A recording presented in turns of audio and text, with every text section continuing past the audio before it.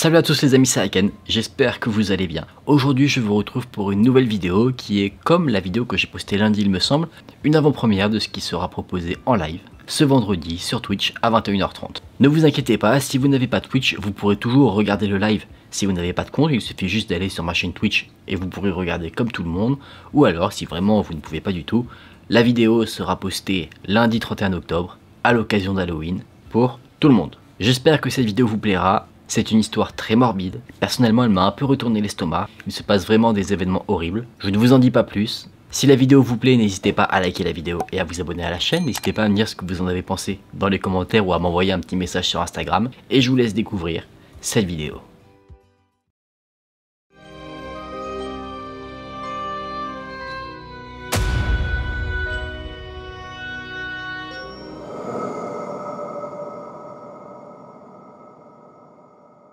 De temps en temps, des policiers venaient demander conseil au couple Warren pour résoudre des enquêtes sur lesquelles ils n'arrivaient pas à avancer. Le don de clairvoyance de Lorraine était très pratique pour essayer de révéler des choses du passé, permettant de rendre justice à des personnes ayant été victimes de destins tragiques. L'une de ces demandes a été des plus horribles pour Lorraine Warren.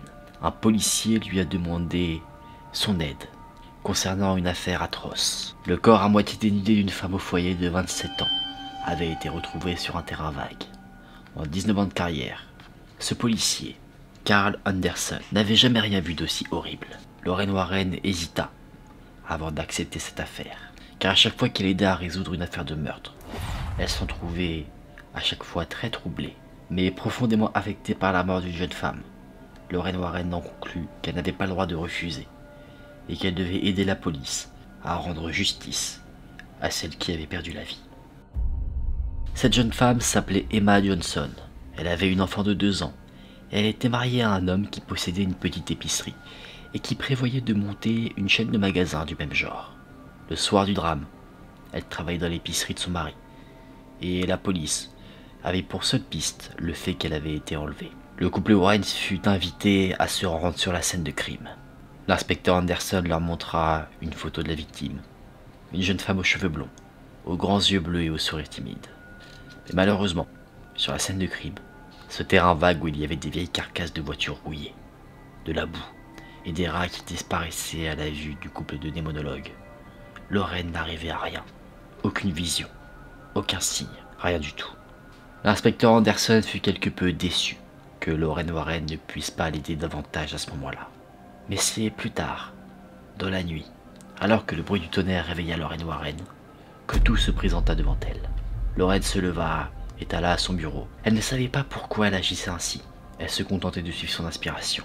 Une fois assise dans son fauteuil, elle a commencé à écrire. De manière automatique, elle a rédigé la triste histoire d'Emma Johnson, comme si une force invisible contrôlait sa main. La nuit de sa mort, Emma travaillait dans le magasin de son mari.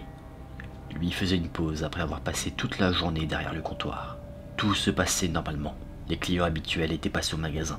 Des adolescents avaient tenté d'acheter de l'alcool en mentant sur leur âge. D'autres s'étaient servis de l'essence eux-mêmes. Et certains pensaient que le magasin était chez eux et faisaient réchauffer leurs plats dans le micro-ondes, alors que c'était interdit pour ceux qui n'étaient pas clients. C'est vers 21h que 3 hommes sont descendus d'une camionnette et qu'ils ont pénétré dans le magasin. Emma les reconnut immédiatement. C'étaient 3 hommes qui s'arrêtaient souvent ici et qui flirtaient toujours avec elle, mais jamais ils n'avaient été menaçants, ou ni même inconvenants. Mais ce soir-là, ces hommes semblaient avoir bu, bien plus que d'habitude. Ils discutaient entre eux, ils riaient, ils se chamaillaient, ils fumaient des cigarettes, ils étaient un peu sales. L'un d'entre eux avait une sorte de poignard tatoué sur sa main droite, qui était noir de crasse.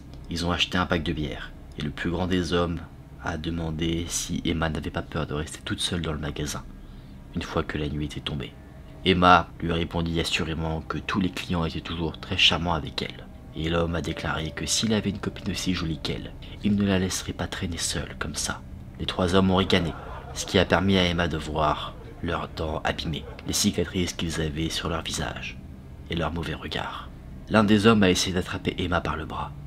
Emma, pris de peur, recula d'un coup sec et cria. Les 3 hommes ont rigolé, satisfaits d'avoir réussi à lui faire peur. Ils se sentaient forts et se trouvaient très drôles. Les hommes prirent leur bière et sortir du magasin. Mais juste avant de franchir la porte, l'un d'entre eux a dit à Emma « Peut-être qu'on se reverra un peu plus tard, mon chou ». Emma comprit alors que l'homme s'estimait irrésistible, que n'importe quelle femme pouvait tomber sous son charme. Elle a failli éclater de rire à ce moment-là, mais elle avait peur de mettre cet homme en colère. Donc, elle ne dit rien. Les 3 hommes rentrèrent dans leur camionnette et ils prirent la route. Emma s'était sentie très mal à l'aise pendant cette rencontre. Pendant quelques instants, elle songeait à appeler son mari pour lui raconter l'incident. Mais il était très stressé avec le lancement de ses nouveaux magasins. Donc elle y renonça. Elle s'est dit qu'elle pouvait peut-être appeler la police. Elle a composé le numéro. Mais comme elle attendait que quelqu'un réponde, elle s'est dit que finalement, les hommes ne l'avaient pas menacée. Donc la police n'aurait pas agi.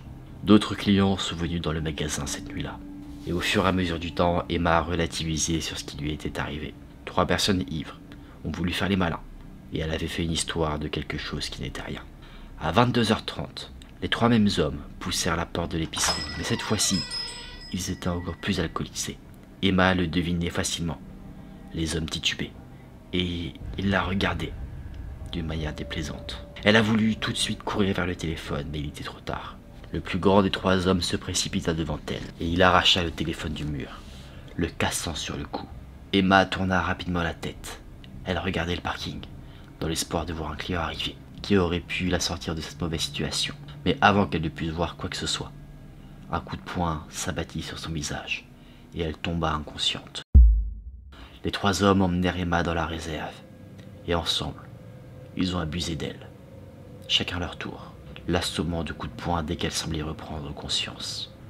Ils ont ensuite enveloppé son corps dans du papier qui servait à emballer de la viande, et l'ont transportée jusque dans leur camionnette, toujours inconsciente.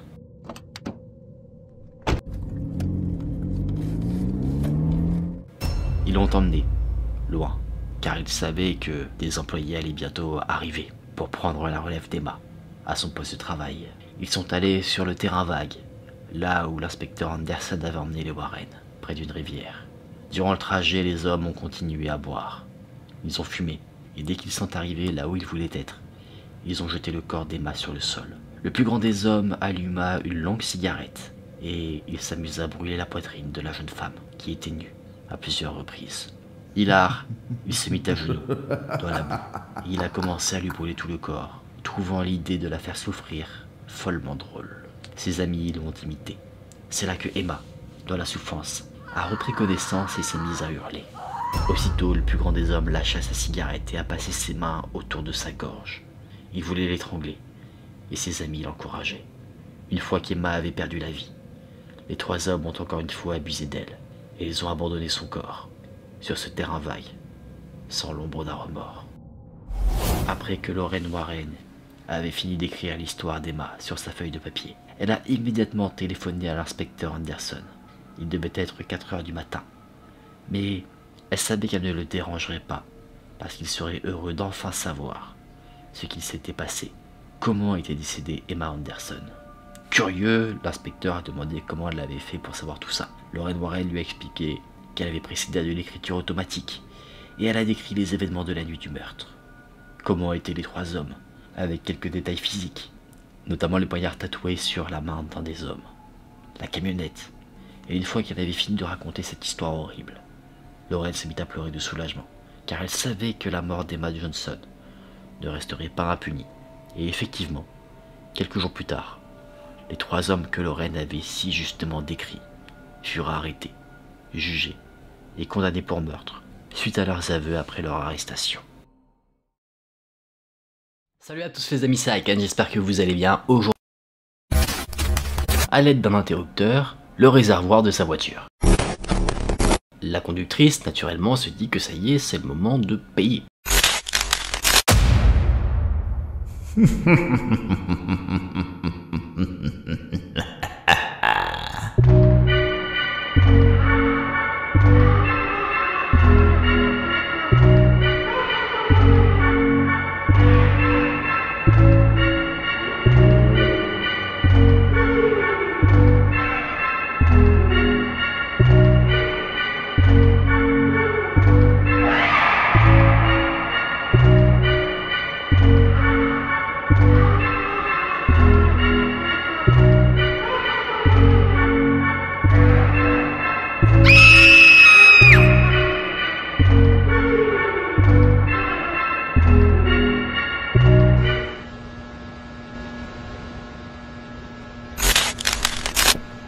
that light is flickering.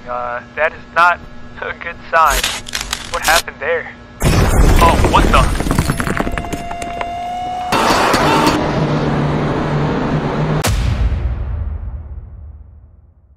Et voilà les amis, j'espère que ça vous a mis l'eau à la bouche par rapport à tout ce qui sera proposé pendant ces fameuses 20 histoires mystérieuses. Comme d'habitude, si ça vous a plu, n'hésitez pas à liker la vidéo et à vous abonner à la chaîne. Moi je vous dis à très vite pour le live ou alors pour une prochaine vidéo. Prenez soin de vous, c'était Aken. Salut!